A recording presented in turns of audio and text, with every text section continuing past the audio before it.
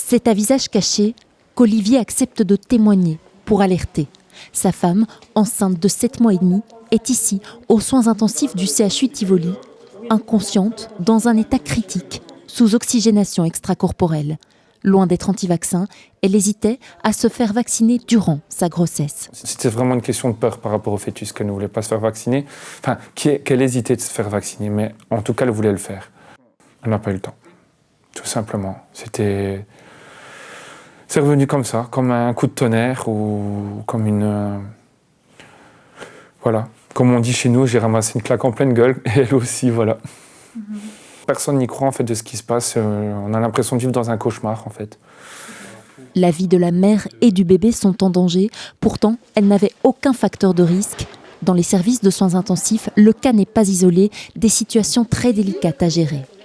C'est plus compliqué parce qu'on doit tenir compte du bébé, sauf que quand on est dans une situation extrême où la vie de la maman est en danger, le bébé passe après, mais ça a évidemment encore une connotation émotionnelle supplémentaire. Et il arrive malheureusement des situations où lorsque une maman, dont le risque vital est mis en jeu, on est obligé de choisir. Et ça, c'est extrêmement compliqué en tant que médecin pour les équipes soignantes. Une étude anglaise montre que 17% des patients sous ECMO, technique de dernier recours en réanimation, sont des femmes enceintes non vaccinées.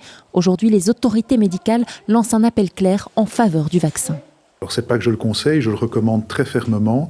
S'il y a des légendes qui disent que la vaccination peut provoquer des malformations chez les enfants, chez le nouveau-né, c'est tout à fait faux. Cette vaccination n'a aucune influence sur le fœtus, contrairement à l'infection, je le répète.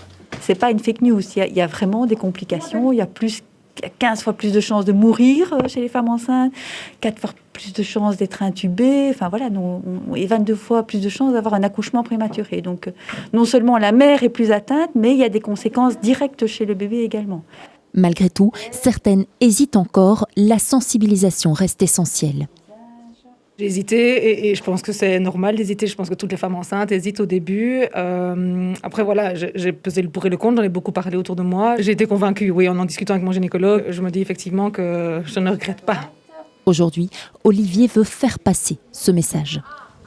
Je pense que les gens devraient peut-être réfléchir à ne pas tenter le diable, qu'ils se décident peut-être à faire faire vacciner. L'état de ma femme n'est vraiment pas bien, ça je vous le dis. Mais je n'entrerai pas dans les détails, mais je ne le souhaite à personne. Même si la grande majorité des femmes enceintes ne développent pas de forme grave, cela reste une véritable roulette russe sur laquelle personne n'a de contrôle.